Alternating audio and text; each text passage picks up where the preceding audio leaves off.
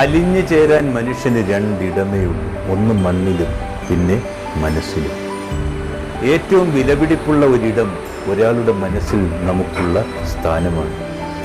സ്നേഹത്തിൻ്റെ ആ ചില്ലയിലാണെന്നേ ജീവിതത്തിൻ്റെ ഏറ്റവും മനോഹരമായ നിമിഷങ്ങൾ പൂക്കുന്നത്.